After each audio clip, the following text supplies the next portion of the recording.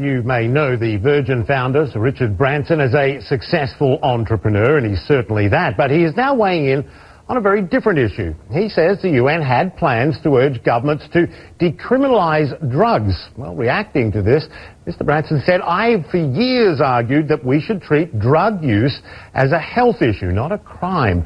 While the vast majority of recreational drug users never experience any problems, people who struggle with drug addiction deserve access to treatment, not a prison cell.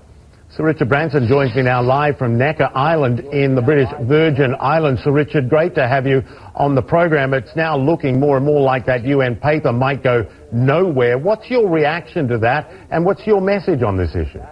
Well, I'm part of something called the Global Drug Commission, and we spent 5 years examining the last 60-year war on drugs. And the whole commission, with one voice, believe it's been an abject failure. And when we read the UN's report this weekend, again, with one voice, we welcomed this report. It said that the millions of arrests that have taken place over the last 60 years had been unnecessary, that criminalising people was harmful and unnecessary, and that drugs should be treated as a health problem, not a criminal problem. And we were ready to celebrate today when, for some reason or other, somebody managed to stop the report being published.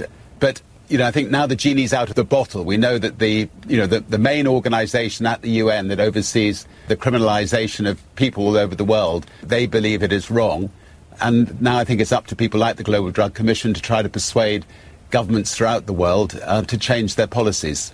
It's interesting. You're far from the first person to say that the war on drugs has been a failure. Why do you think those who say that are really not being heard by governments?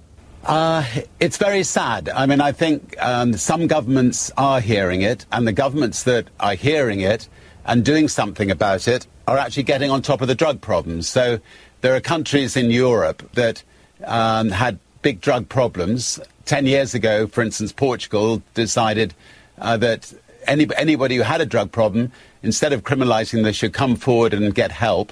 And they've reduced the amount of people, for instance, taking heroin. They had a big heroin problem by something like 90% because those people came forward and the state helped them.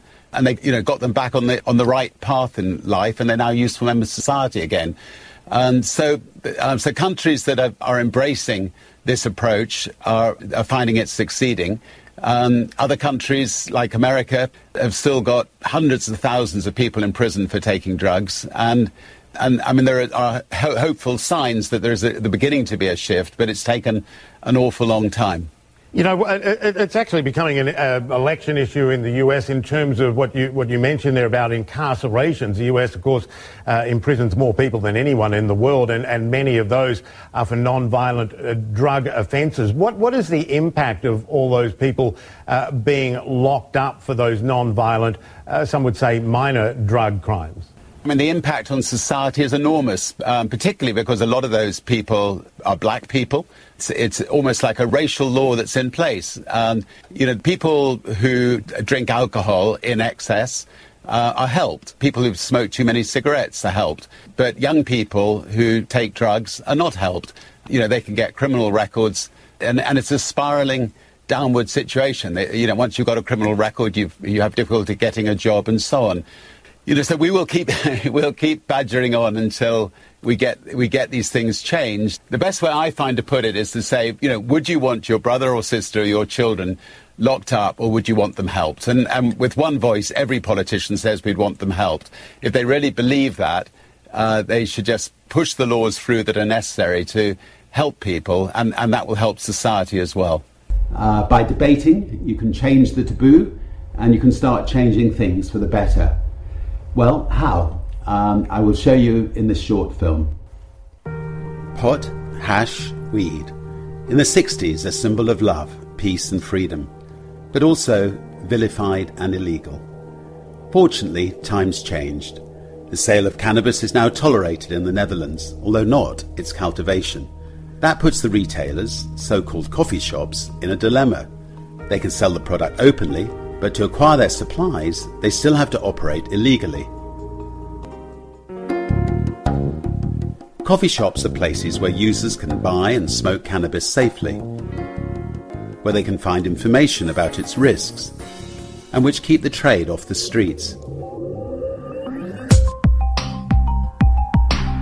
However, the illegal supply side leaves the retailers, the police and the authorities performing a delicate balancing act, teetering between compliance with the law and the practicalities of the situation. The only people comfortable on this tightrope are the shady characters making big money.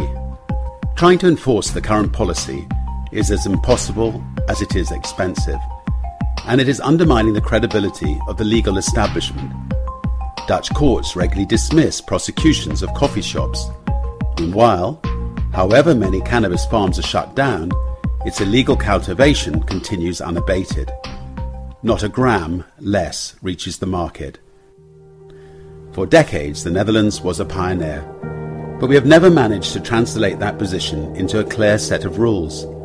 Elsewhere in the world, in places like the United States, Spain, Portugal and Uruguay, huge progress is now being made on policies that apply to everyone. The Netherlands has the so-called front door, the retail side, reasonably in order. Where it is failing is in the organisation and regulation of the back door, the supply side.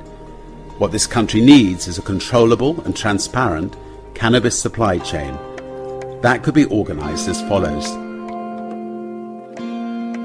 The transparent chain begins with the grower. He needs a license to produce cannabis.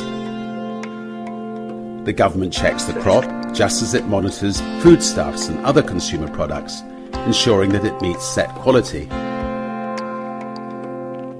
Registered growers supply coffee shops directly.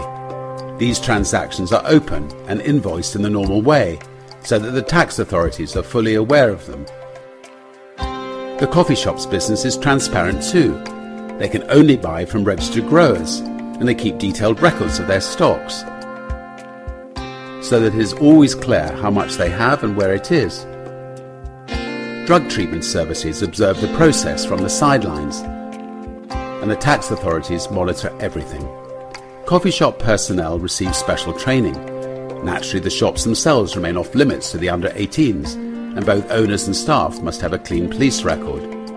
This is the basic framework of the transparent chain approach, a structure which leaves local authorities with plenty of scope to tailor the situation in their own areas to the particular circumstances there. If the Netherlands organises the cannabis supply chain properly and transparently, users can keep on using safely, the streets will remain free of dealers, and illegal growers can finally be tackled once and for all. Moreover, a transparent chain will generate hundreds of millions of euros in taxes and benefit public health. It will take courage to open up and professionalise the cultivation of and the trade in cannabis, a courage which is currently lacking. Instead, recent government policy is being characterised by the politics of symbolism. For example, the introduction, briefly, of the so-called weed pass to make coffee shops members-only clubs, which prompted huge numbers of users to turn to the illegal market.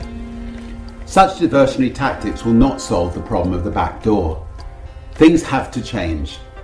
The Netherlands is crying out for a safe, reliable and transparent system of cannabis distribution, free of grey areas in which crime can flourish.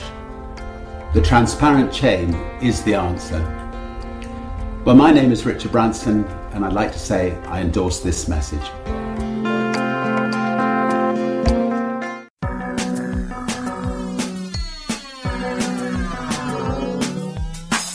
Look at all that money, yeah, the money that they spend. Take another look now and take some time for hemp. I don't cut trees for paper, cause it hurts the environment.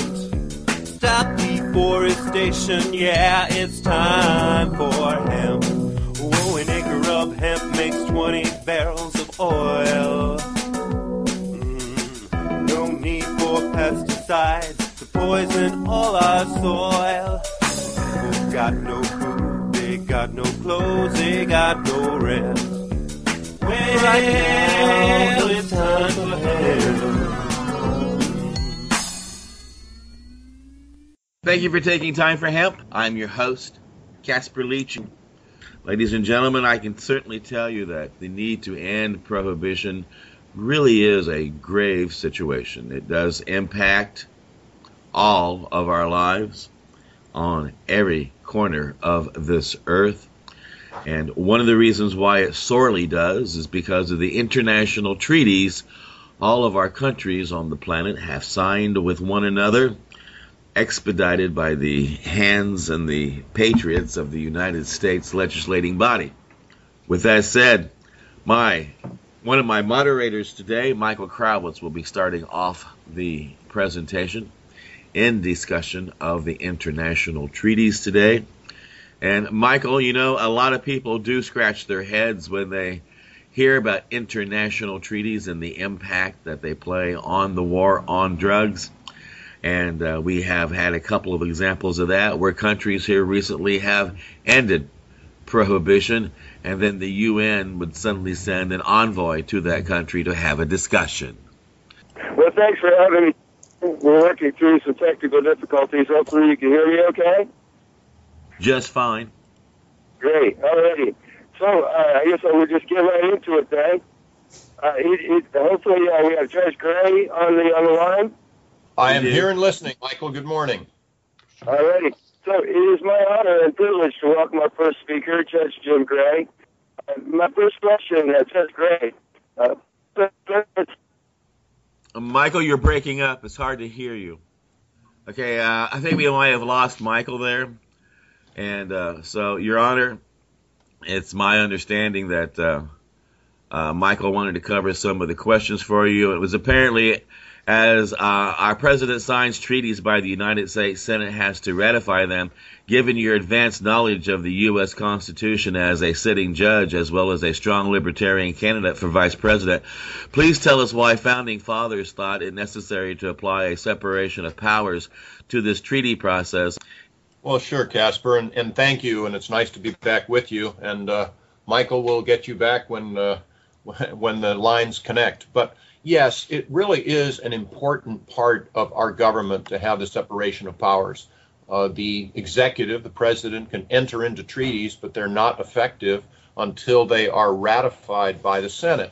That's important for numbers of ways. First of all, you just don't want to have one person, a king in effect, bind our country into some form of entanglements with other countries without the support of the country. Critically important that anytime we make such an agreement, because usually if someone attacks country X and we are having a treaty with them, that means we have to go to war as if they attacked the United States. That's okay under limited circumstances, but the country should be behind it. So the founding fathers, once again, were brilliant to say, no one person can enter into this treaty. It has to be ratified by the Senate. Number two, if it were just the president, my goodness, you'd have no continuity. So from a practical standpoint, that's important as well.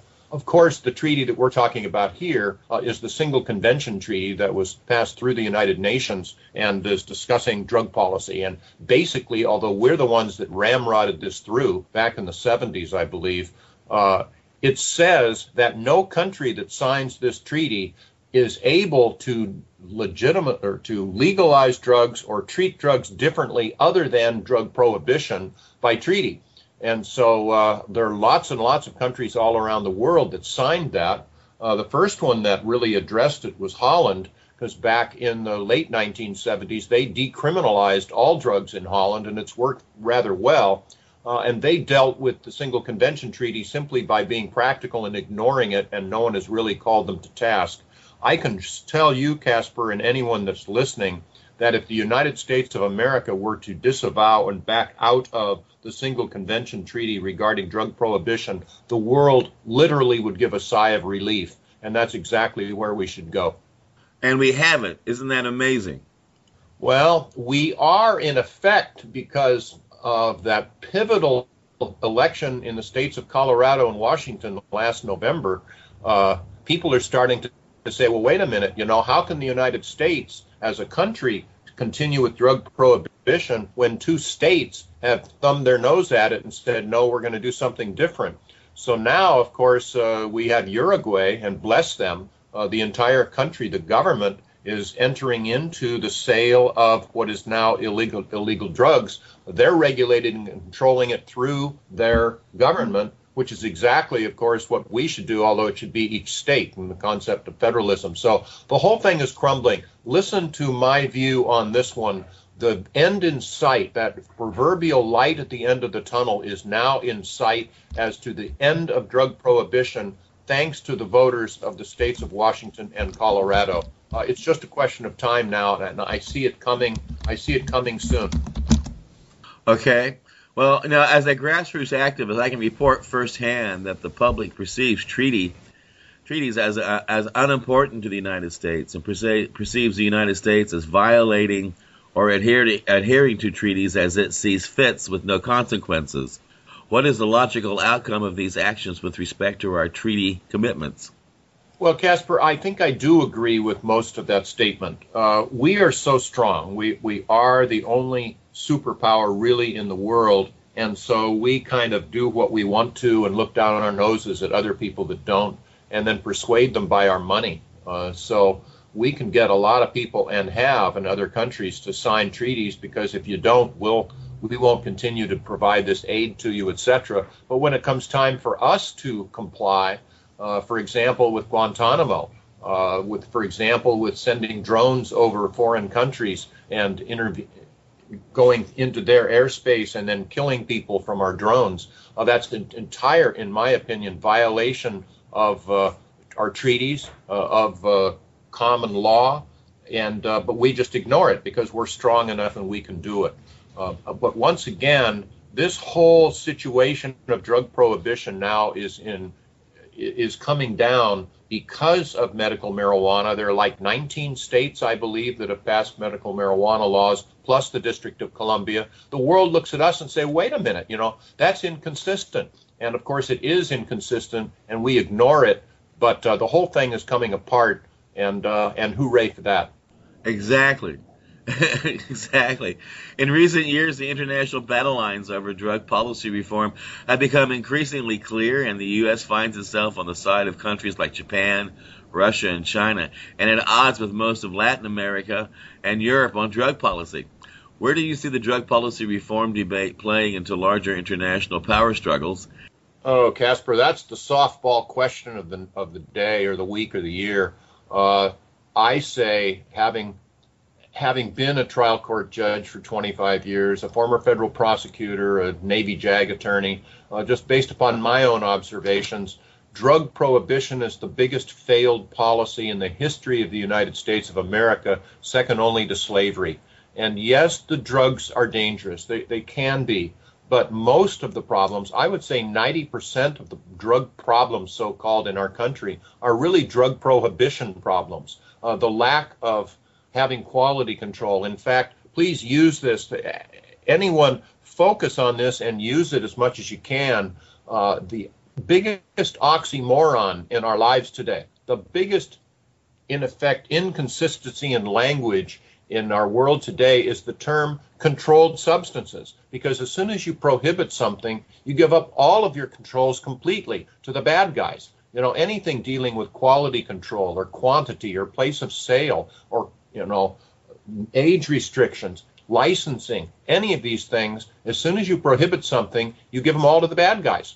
So today, it's easier for our teenagers, our children, to get any form of illegal drug that they want, ecstasy, marijuana, whatever, than it is alcohol. Why? Because today, the illegal dealers don't ask for ID. So it has put us into an enormous situation of self-inflicted wounds. We are today, of course, people in juvenile gangs are using the sale of illegal drugs as a recruiting tool, for heaven's sake. Hey, join our gang. You too can make some money. And it's simply working. You can look at any terrorist organization around the world and see that their primary source of funding is what? The sale of illegal drugs. I call drug prohibition the golden goose of terrorism, for heaven's sake. It goes on and on. To the degree, and you're probably aware, I've written a book on this that was updated just last year in a second edition called Why Our Drug Laws Have Failed. It goes on and on, for heaven's sake, and it's a self-inflicted wound. You cannot no one in Washington, Sacramento, anywhere else in the legislature know what a reasonable sentence is in advance without knowing who the perpetrator is, who the victims were, how much they were damaged, if at all, the circumstances, the backgrounds. It's just not possible. So we have, and people should quote this as well, 5% of the world's population in our country, but 25% of its prisoners. So we simply must repeal these actions. And now is the time to really put coals on the fire and get this done. Insist that your legislature, your members of Congress, repeal these mandatory minimum laws, these enhancement laws, these 3 strikes and you're out laws. These things must happen. And the other thing, I have seen, of course, a judge, and it frequently falls back on judges to enforce our civil liberties, to enforce the rights of the minority. But we saw a judge in New York stop the stop and frisk laws in New York City that are a complete violation of the Fourth Amendment. They have no probable cause to start patting people down or searching them. They know full well they're not going to prosecute them. They just want to take whatever contraband they can find and use that as an enforcement tool, which is an outrage. It is simply a violation of our constitutional rights, and this judge had the courage to come up and say so. Well, Your Honor, I want to thank you so much for being part of today's broadcast. Whenever we have you on the show, the audience learns so much, and you bring so much to the table when you sit down and take time for him. Thank you so much. And well, thank you, Casper, and thanks for what you're doing. When I sign my books, I almost invariably say it's okay to discuss drug policy. That does not mean that we condone the abuse of drugs. It just means that this is an important thing. We all need to be able to discuss it openly, honestly, fairly, and completely. And programs like this help in that effort. So thanks to you, and thanks for the ability to do so. On the program coming up as our next panelist from the International History at London School of Economics, I'd like to introduce John Collins. John, I was wondering if you could please take us through the basic history of the drug control treaties since the first one over 100 years ago. Okay, well, hi everyone. Thanks for having me. It's really great to be with you. Well, I guess I'll start, and I'd just like to echo a lot of what Judge Gray has said. Like, this is very clearly one of the great public policy disasters of the last century, and it's a very complicated issue. But I'm going to try then distill it down into something that's kind of understandable. I think I have about 5 minutes to try to address this question. But if at any point you want to jump in and ask questions, please do. So basically, international drug control efforts, they began in about 1909, and the goal was basically we want to eradicate what they said abuse of certain drugs. And the idea behind it was if we can control the supply of drugs, we can eradicate the abuse of them. And this is where this kind of prohibitionist mindset came from. So what we see emerge at the international level then can be understood in these terms. In other words, think of it as an international commodity that needs to be regulated, that needs to be controlled. And the commodity in this case is opium, and then to a lesser extent, cocaine and marijuana. And then increasingly as the century goes on, cocaine and marijuana take an increasing role. The thing is, every country had a different set of interests and a different conception about how they wanted to solve the, quote, problem. So on one side, you have maybe the US and China to another extent. And their view of this problem is very black and white. It's that you have to prohibit it to solve it. There is only one legitimate use of things like opiates and cocaine and all these other drugs is medical scientific use. And that's medical scientific use that we, in a Western setting, a doctor in a white coat would understand as being legitimate. Now, on the other side, you have countries like Britain and Germany, and they had a far more complex understanding of the drugs issue. And part of this was born by the fact that they had to interact with it on a greater level. Britain had all these colonies where opium use or other types of drug use was tied up within the socioeconomic fabric of the colonies. Yeah. Germany had a growing pharmaceutical sector around the turn of the century. They did not want to see this regulated. They did not want to see this international regulations kind of pushing them out of this field. So it was a highly contentious issue. There was no two countries shared an exactly similar view to it. There was no kind of, it's often told in terms of in 1909, 1912, the international community got together and said, we're going to eradicate drugs. It was nothing like that. It was something that evolved. So the system came out of this long process of evolution. There was protracted negotiations over 5 and 6 decades. There was all these national interests interacting with the system. There was, what state was the most powerful at a given time. That determined what the outcomes were. And there was a huge moralistic element to it as well. So really, as I said, it goes back to 1909. There's this, what's called the Shanghai Opium Commission gets called. And this is really under US leadership this gets called. But it was a highly discordant meeting. Nothing came out of it. It wasn't, there was practically shouting matches being had in Shanghai. There was no consensus about how to deal with this issue. And the US in particular took a very black and white view of it. Nevertheless, they moved towards holding a plenipotentiary conference. And again, this is kind of at the US behest. And so eventually what comes out of that is what we know as the 1912 Opium Convention. And this is the beginning of international drug control. Now, it was a very aspirational convention. There was no real hard commitments that states made to eradicate drugs or to prohibit drugs. It was said they were going to eradicate drug use or drug abuse. Well, they didn't say what abuse was.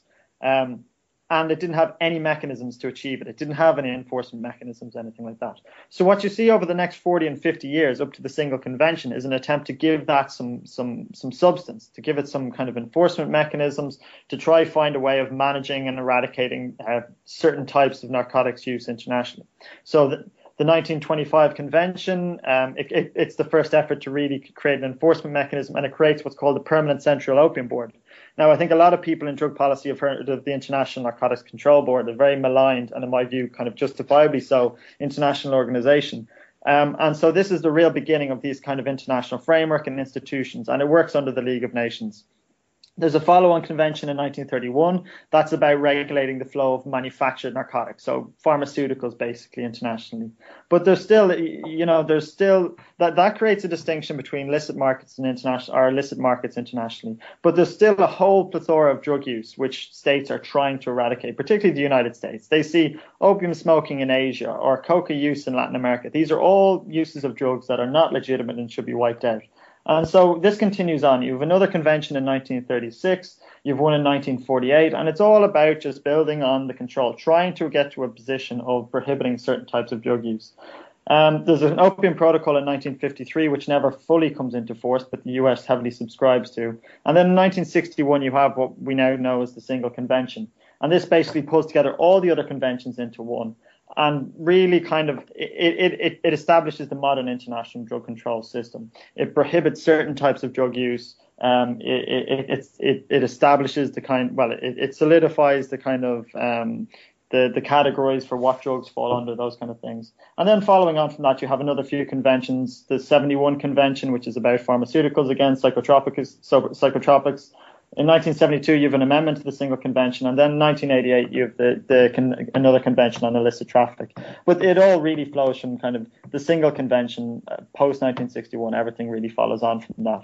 So I hope that's kind of given a sense. It's a very complex system, and I've tried to distill it down, but I hope that gives a sense of how it's evolved.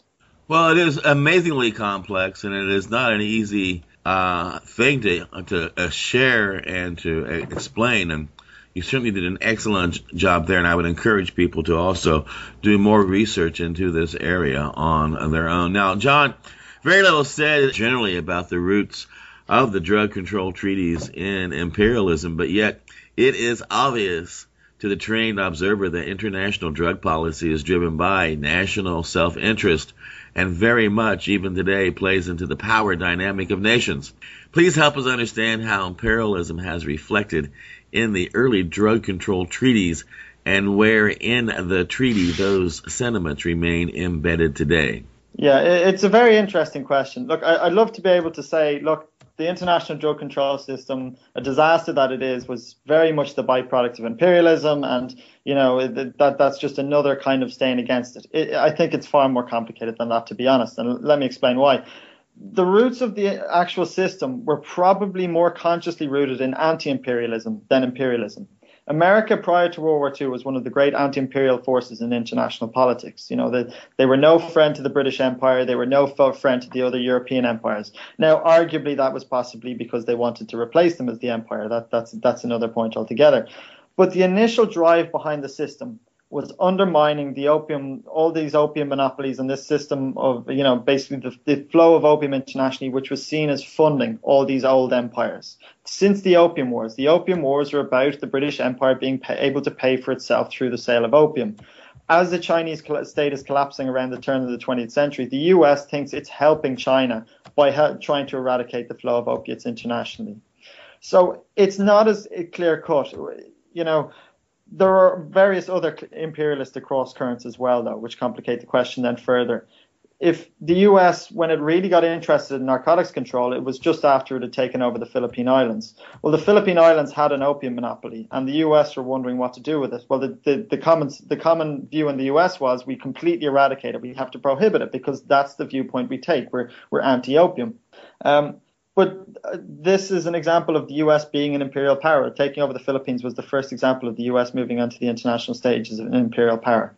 So I'm sorry to not give a clear answer on this, but I just don't think it's as simple as that. Since World War II, and as the US has been able to become a much more a major force in international politics, I think it has become a more imperialistic thing. It has become a projection of US power. The US is intervening in Asia and intervening in Latin America on narcotics matters, and probably there is an overlap between the US's power interests. Otherwise, it wouldn't be doing it. But some of the earliest histories of the system, there's one by a guy called Arnold Taylor, and he basically argued that this is an example of humanitarian reform. He wrote this in the 1960s. So the consensus view up to the 70s was that this system is a humanitarian, international, liberalist, progressivist system. That's what it was seen as. As Cold War politics became involved and it became more complicated, then I think you could argue that U.S. imperialism became involved. To draw a straight line between that process and what's going on with Bolivia today, I think is very problematic. Even in Latin American countries in the 60s and the 50s, many elites really believed that they were acting in the best interests of the people they governed. And so by signing the 61 Convention, which committed them to eradicating coca use within 25 years, they were acting how they thought was best for their population, but they were also yielding to an international consensus that this is the right thing to do. This is the moral thing to do. That said, there is, and I think Heather can speak to this, there is then a lot of racism that permeates that. If you look at a lot of the UN reports that come out around the 50s and 60s, there's a lot of kind of implicit racism that, it kind of paints coca and by extension coca users as backwards and somewhat the same with marijuana. But I think, frankly, reading Bolivia's actions today, it's more an acknowledgement that the 61 Convention is unworkable rather than a clear manifestation of anti-imperialism. Well, many activists, myself included, have read with great interest the preamble to the Single Convention Treaty, where it talks about drugs being indispensable to relieve pain and suffering, and that the countries signing do so at least in part to make sure that access is provided to these important substances. Yet Human Rights Watch now tells us that these preambles are actually a legal requirement that signatory nations are bound to. You want to tell us how the process worked back in 1962 when USA's Henry Anslinger was working hard to get this treaty signed? And was the world sold a bill of goods promising them a better access to important drugs if they signed this treaty? Not really. I think that the preamble is a double-edged sword. I think it is vastly over-interpreted because at the time it was really just sugarcoating. It was, some subcommittee within the UN process went and wrote the preamble. And if you're writing an introduction to an international treaty which you're trying to get states to sign, you're hardly going to say, this is a kind of this is a somewhat important issue which, has some ramifications for certain parts of the global population. You're going to say this is, frame it in grand humanistic terms. We're dealing with great human questions of human health and human survival. We saw a similar example during World War II where US congressmen were saying about drugs that, this is the next slavery that we're fighting to undo here. This is worse than the slavery we undid in the United States. So there was this tendency to frame it in grand terms, but it didn't really influence what the negotiating process was. The preamble didn't really have anything to do with the economic, the political, the social interests that underpin the system. Now, on the other hand, I think it's actually very useful that human rights groups can now look to the preamble and use it against the system, because very clearly the system is massively failing on human rights and public health standards. Using its own preamble as a metric, it can be therefore judged very harmful. So I think that's actually quite a good aspect of it. To come to your point about Anslinger, I'd have to say this is actually quite a widespread misconception. Anslinger did not support the single convention. Anslinger did everything he could to undo the single convention. It wasn't until 1967 that the US actually ratified the single convention, and that was only because Anslinger had retired at the time. But he basically thought that this was a retrograde step in control. When I was given my brief outline, I said there was a 1953 Opium Protocol, and that's what Anslinger wanted to see instilled. So I think it's a misnomer to ascribe it to him and to say that he sold it internationally. He really did everything he could to undo it. Well, one thing's for certain, what he put into play is still causing destruction in so many areas of our lives today. Yeah, there's no question. It's, the system very early on showed problems. By 1931-32, you see a black market starting to emerge and an international illicit market. And it was very clear that they'd got something wrong, that some of the assumptions hadn't followed through. And basically all the response was, well, let's double down. We need to do more of this. We need a convention criminalizing trafficking. We need to, we just need to get tougher on it. And this has been the response through drug prohibition at a national level, at international level. It has always been just, well, when it doesn't work, try harder. And it's a lack of will. It's a lack, instead of sending someone to jail for 20 years or 10 years, send them to jail for 20 years. So, and this is where all the policy harms have come from, in that a rational kind of strategic assessment of what's going on has never really occurred. It has always just been this emotive kind of double down, get tougher, and that certainly hasn't worked and has created all this universe of policy harms we see internationally. Jeffery, Dhywood, in Latin America, the drug policy on the people in Americas have been, in some cases, instrumental in unspinning the adverse impact of U.S. drug policy on those same regions.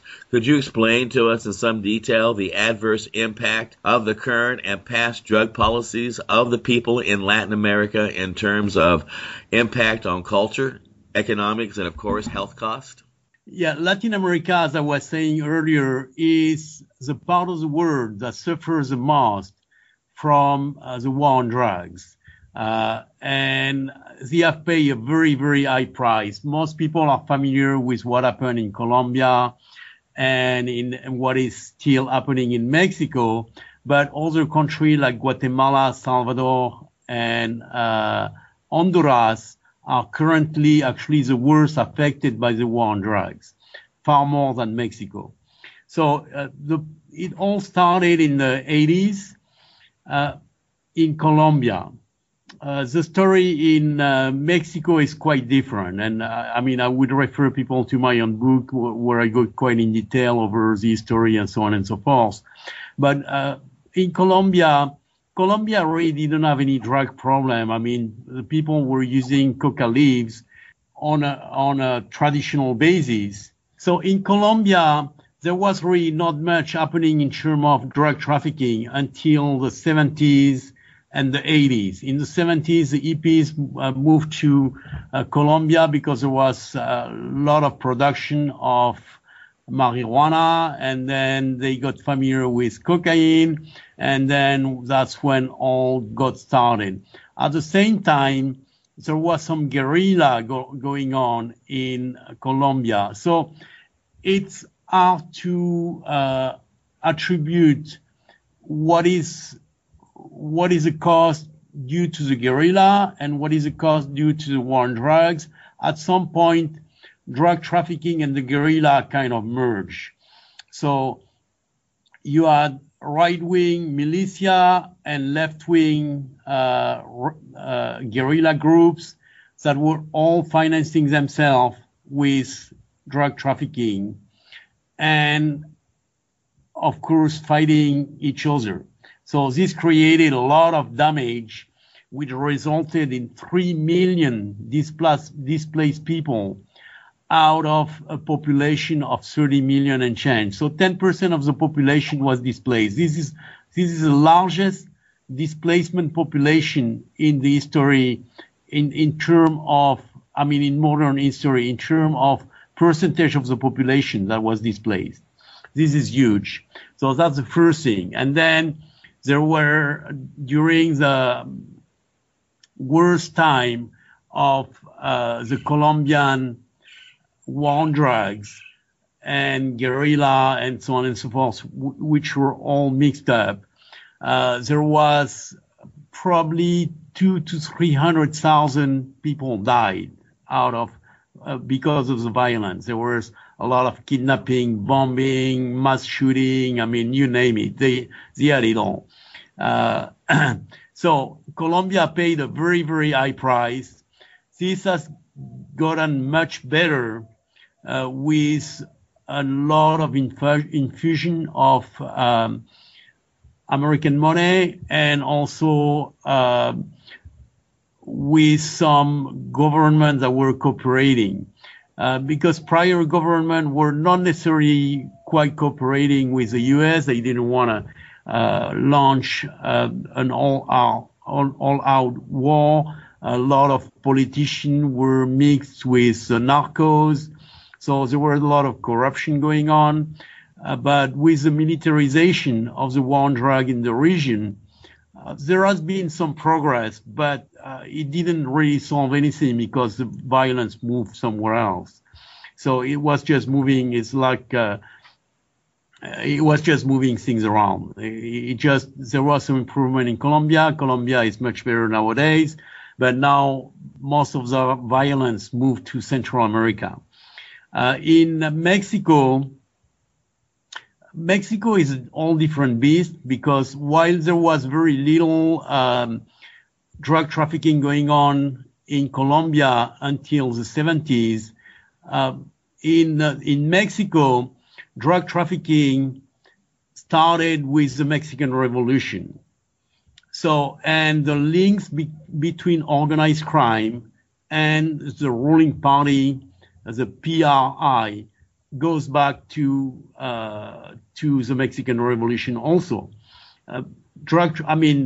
Organized crime was used by politicians in Mexico and is still used nowadays as a way to finance shady operation. So we see a very, very different dynamic. And the problem in Mexico are far more complex because of that, because the system is built around institutionalized corruption. Corruption is part of the system, and it has been going on for more than 100 years now. So this is not something that is going to be solved overnight. The new government of Enrique Peña Nieto that took office in December seems to be negotiating a Pax Narca. I don't know if people have noticed, followed the news recently, but some very prominent drug traffickers that were in jail in Mexico have been released recently. And the Peña Nieto government stopped publishing statistics on victims of the war on drugs. So violence is still going on. To what extent, nobody knows. It doesn't seem to be going down. It might be going down a little bit. We really don't know. There is just a blackout on information, official information in Mexico regarding the war on drugs. But it seems quite likely that the government has negotiated a Pax Narca with the cartel of Sinaloa, the cartel of Guadalajara, where the big boss that was in jail has been released just last week or something like that, 10 days ago. So this is for Mexico. Mexico has paid a very high price also. The official death toll is around 60 to 70,000 deaths. And I believe it's 300,000 people displaced. But the part of the world that is paying the highest price nowadays is Guatemala, Honduras, and El Salvador. These countries have been devastated by the war on drugs, and they don't have the institution to, how should I say, to fight the drug cartels. The drug cartels are better armed, and better equipped than the army. And actually, the unit, the drug cartel, I mean, the Zetas especially, are known to recruit amongst the elite military drug fighting units, which are called, I remember the name, Los Cabiles. Okay, Los Cabiles, which was a force created with American money, trained with American instructor, and created when the current president was in charge of the army. And and actually, how should I say, the Los Zetas have been coming under fire recently. So we really, I would like to talk to some people who are familiar with what is going on really in Mexican politics. It seems that Los Zetas, which I don't know if you are familiar with Los Zetas, is probably the most brutal narco trafficking organization in the history of narco trafficking. They are like ruthless, and they started as a special unit, again, financed, trained by the U.S., that defected with all of their weapons and everything and their training to the narcos and became this absolutely ruthless and extremely violent and brutal force in the narco war. Okay, so, Jeffrey, Michael Krawitz back on the line. Technical difficulties abound today, but I'm here. Hi, Michael. Here, a third question. This is a great question for you, too. Please take us in some detail to one possible future where drug policy would be a net gain and not a net loss for the people in the Americas. In my opinion, I mean, the conclusion that I draw from my book, you cannot regulate a market that is illegal. As long as the drug market is illegal, you have violence for control of the market because there is no rule of law. There is just no legal framework to resolve disputes. And you cannot control quality. So these are the main problems. The main issue with making drugs illegal is that you cannot control them, you cannot control the market, and you cannot control the quality. Most of the damage caused by illegal drugs come from the fact that they are illegal. I mean, a close analysis is pretty clear on that. There is most of the damage come from the violence and come from poor quality control. Like 90% of overdose could be avoided by quality control. All of the centers that are involved with harm reduction and that do free distribution of heroin or cocaine or whatever don't have a problem of overdose. It just doesn't happen. I mean, and if it were to happen, they would close them down. So this is a clear example here. There is a model that could be extended. Obviously, nobody is talking about offering cocaine and heroin and amphetamines in Walmart or 7-Eleven. That's not what it is about. It's about having proper control so that we prevent abuse and we try to prevent harmful use. Use itself for any of the drugs, including heroin, is not necessarily an issue. The issue is abuse. And when the product is illegal, the issue is all of the violence that goes around an illegal marketplace. So if we look, we have existing models of legal drugs. We have the tobacco model, we have the alcohol model, and we have the pharmaceutical model.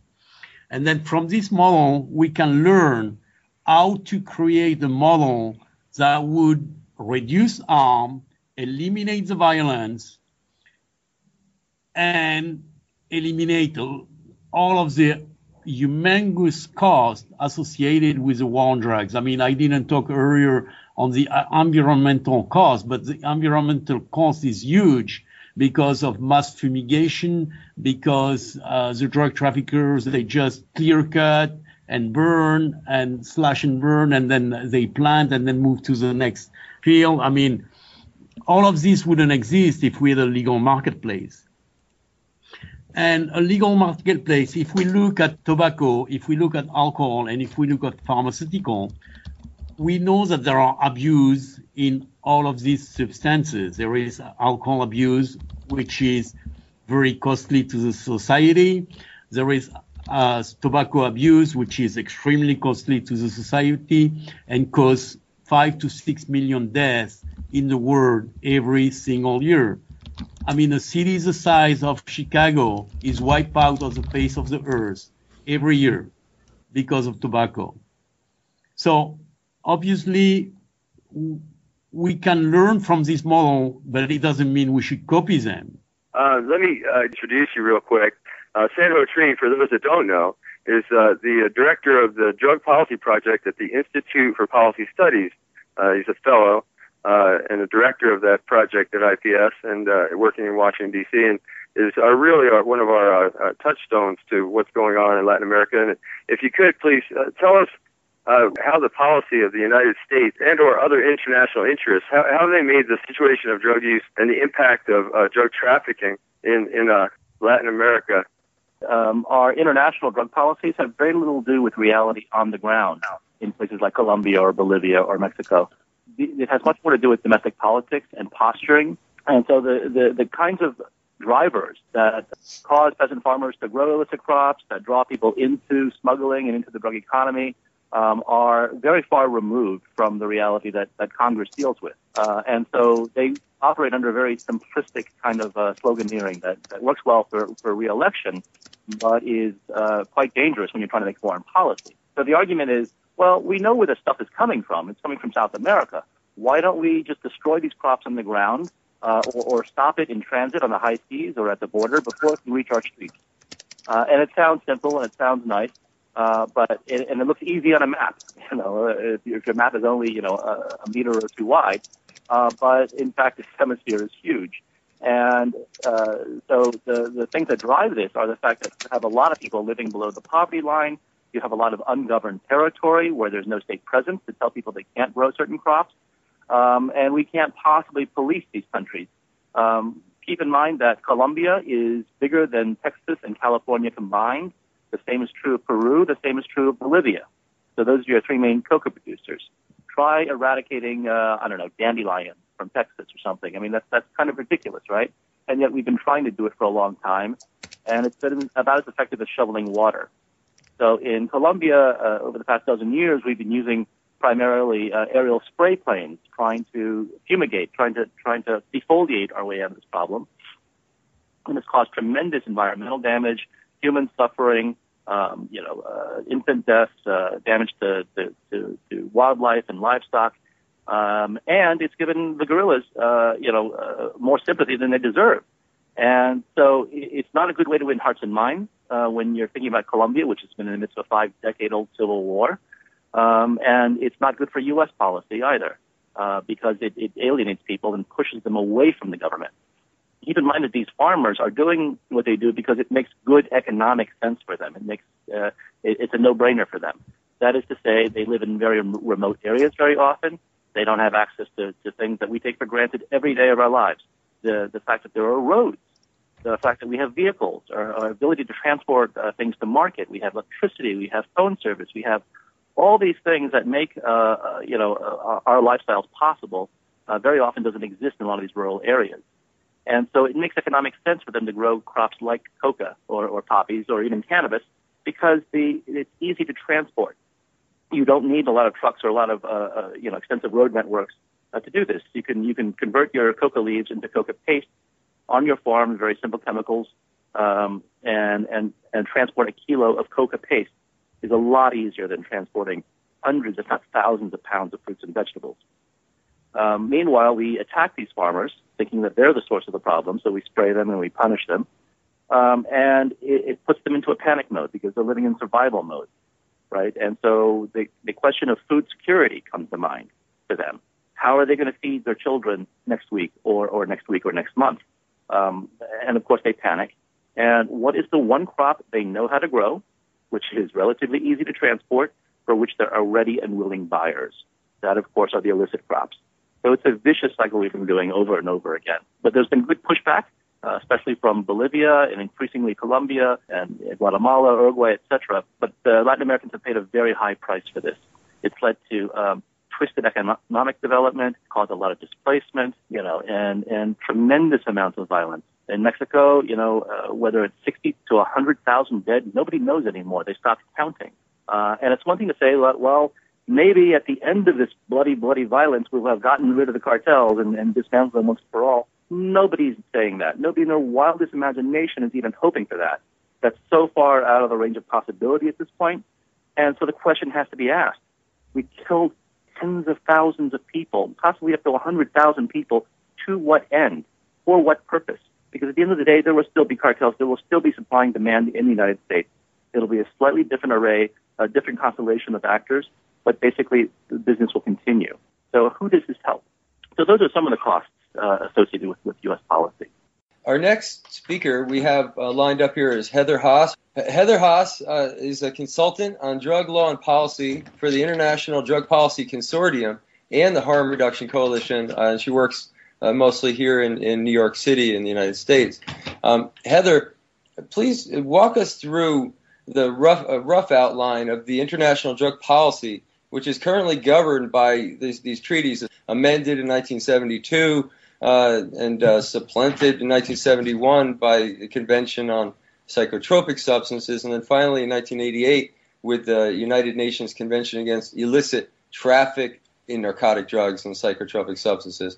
So if you could just kind of run us through those, and please tell us kind of where the big chunks fit in, this World Health Organization, the Commission on Narcotic Drugs, the International Narcotics Control Board, basically who does what under the Economic and Social Council of the UN.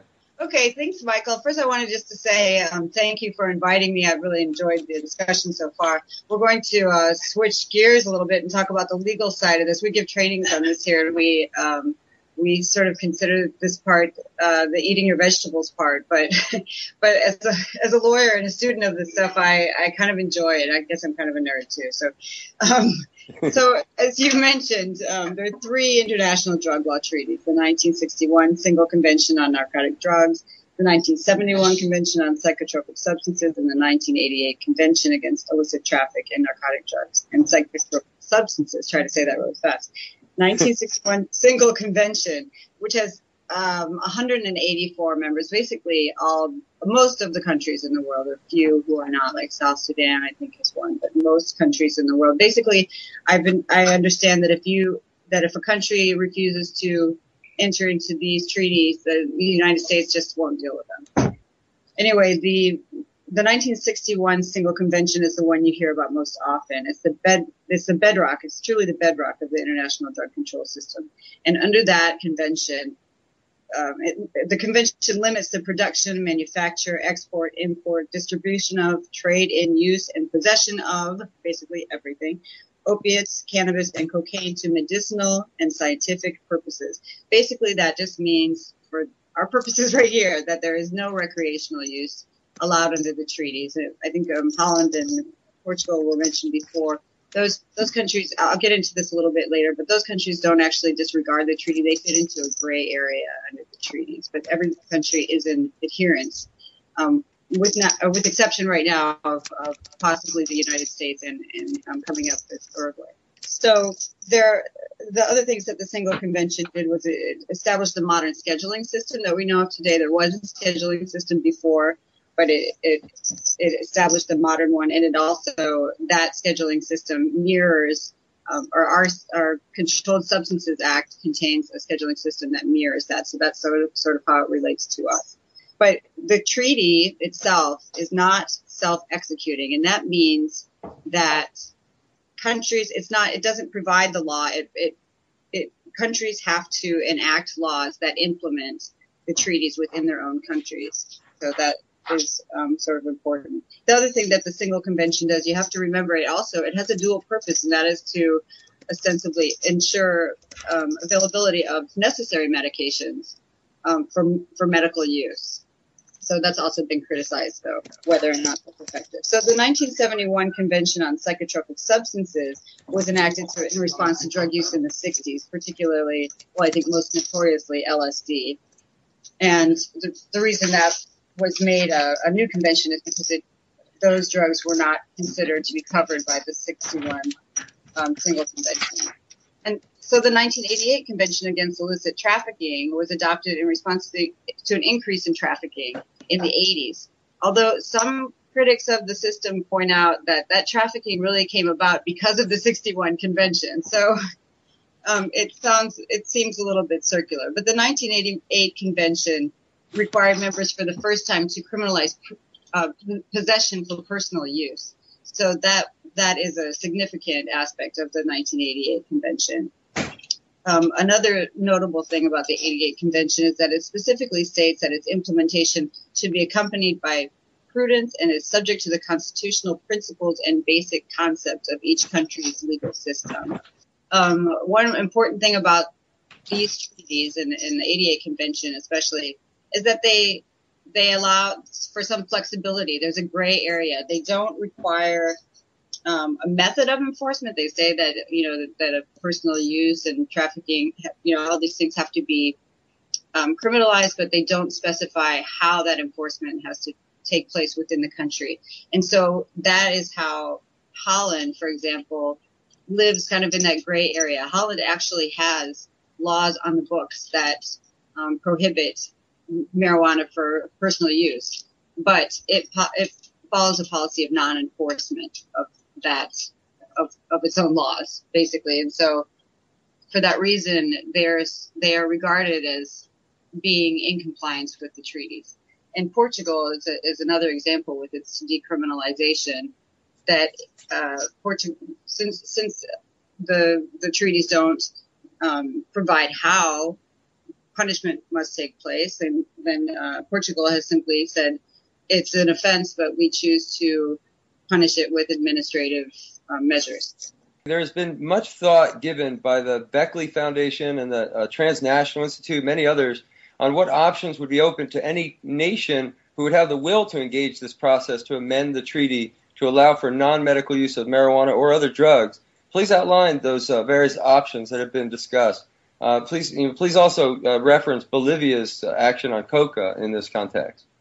Absolutely, Michael. And I know you and I have had many conversations about this, and this is really an area that has been analyzed by scholars, and there are many thoughts about how to move forward, but all of them are complicated, basically. Let's just say that. One of the first two, I would say they are options under the treaties strictly as a legal matter, but they aren't real options. So they're really regarded as real options. And the first one is amendment. Amendment of the treaties would require unanimous consent. Bolivia, let me explain the situation in Bolivia just briefly for people who don't know what has occurred there. In Bolivia, the coca leaf had been used for centuries for medicinal, religious, cooking, purposes, for traditional purposes. And the traditional chewing of the coca leaf in particular is completely at odds with the 61 Convention, because the convention banned the practice completely, but it allowed 25 years for it to be phased out. That 25-year period would have expired in 1989, since the treaties went into effect in 1964, and Bolivia did nothing to phase out the use of the coca leaf. In fact, it expanded it, and this can be seen the last 2 years. The Commission on Narcotic Drugs, when Evo Morales brought coca leaves and passed them out, and also introduced his line of coca products like coca liqueur, coca candy, coca tea, of course. But the tradition of coca leaf products and chewing and tea has become mainstream in Bolivia. They have hardly phased it out. So what happened was they tried to amend the treaty. They applied for an amendment. But the United States could have blocked it with just its own vote because the decision has to be unanimous. But the United States led a group of nations called the Friends of the Conventions who all objected to the amendment based on their reasoning was not the coca leaf in particular, but that allowing the coca leaf would threaten the integrity of the conventions. So that amendment was not successful. So I'm just going to continue to go through these options and explain what Bolivia eventually did. And so amendment is very, very, would be very difficult to happen, especially with cannabis now, given that it has to be unanimous. Another option or non-option would be rescheduling or modification. Now, this is where the WHO fits in, because the WHO would basically have to make a recommendation to the Commission on Narcotic Drugs to reschedule a substance. This was done this past Commission on Narcotic Drugs session with GHB. It was rescheduled from Schedule 4 to Schedule 2. So it can be done, but it also needs a majority vote of the Commission on Narcotic Drugs, which with the political setup right now, with the number of countries that would be against that, would be very difficult to achieve. So, but there are some other actions that can be taken by individual states and have been taken. One of them is withdrawal or denunciation. And this is what Bolivia ended up doing. So they withdrew from the convention. This is provided for within the convention. So it's completely legal. They just had to, apply, or they just had to give notice basically that they were withdrawing. And then following that, they gave notice that they were re-exceeding with a reservation. So that's an option under the treaties, to withdraw and exceed with the reservation. And to exceed with the reservation to the Article 49 is the article that prohibits the use of the coca leaf. That went into effect in January because they would have needed a third of all of the member states to object to that. And although the United States tried to rally enough countries to object, they were unsuccessful in that. There were just too many countries that they would have had to get to do it. So Bolivia was successful in that, and I think that set the stage internationally for possibly other countries doing the same. But a couple of other options that have been put out by Beckley Foundation are if there's a fundamental change in circumstances. This is Article 48 of the Vienna Convention on the Law of Treaties. That if there's a fundamental change in circumstances, that could be grounds for suspension of treaty obligations. So that's pretty interesting. And there's also, just disregarding the treaty. I think, I don't know what Uruguay's position is going to be, but it seems that they're moving forward with disregarding it with their proposal to regulate marijuana. And the states in the United States, it's pretty controversial right now whether this puts the United States in breach, but it looks like Colorado and Washington are just disregarding the treaty. So that's an option. I mean, there aren't really any, there isn't really anything that the International Narcotics Control Board can do really in the end. So. Well, I thank you so much for coming on, Heather Haase, and joining with us on this very special radio seminar and conference series. This has been a very learning experience for us all. And again, thank you so much for coming on. Thanks, Michael. I really appreciate it. Next up, we have, hopefully, if all is working well, Gloria Lai from coming over from Thailand. Gloria Lai is a senior policy officer working in Thailand for the International Drug Policy Consortium. And I thank you so much for coming on. I understand that one of your jobs with the International Drug Policy Consortium is to engage the various UN agencies Heather spoke of on behalf of the many non-governmental organizations or NGOs of the consortium. Please help us better understand those lettered agencies, the CND, INCB, WHO, UNODC, and how do the NGOs and anyone participate and communicate with these entities? I guess first of all, these various bodies and their roles, their mandate, how they should function is set out in the 3 conventions that Heather just spoke about. And so those key bodies, the CND is the Commission on Narcotic Drugs, and it's the key global peak forum for policy making on drugs. So you have sitting in that Commission on Narcotic Drugs about 50 member states that are represented theoretically evenly across the world. And they meet once a year in Vienna, and they come to agreement on resolutions as well as a number of other decisions on particular drug issues that have been raised by member states. You then have the INCB, that's the International Narcotics Control Board, and they have they're known as the independent quasi-judicial body that has the key mandate for monitoring member states' compliance with the drug control conventions. The WHO also has a key role in the system, and one of those main roles is to recommend the scheduling of substances. So the scheduling, how a substance is scheduled under, say, 1, 2, or 3 schedule of each convention depends on would determine how strict controls would be applied to those substances. So the WHO is a key expert scientific body for providing recommendations on how substances should be scheduled and therefore governed by governments. You then have the UNODC, the United Nations Office on Drugs and Crime, and they're a key programmatic implementation body. So they have offices in many countries around the world, key regional offices as well, and they implement a number of programs and training that cross the spectrum of drug issues, from drug control to HIV prevention, drug demand reduction. So those are the key bodies in the drug control system. In terms of how non-government organizations could engage with them, there's a number of ways. And I guess one of them is firstly to have some sort of formal role on a government delegation. There are a number of governments that do have friendly relationships with non-government or civil society organizations, and sometimes invite them to join their delegation to the annual meeting of the Commission on Narcotic Drugs.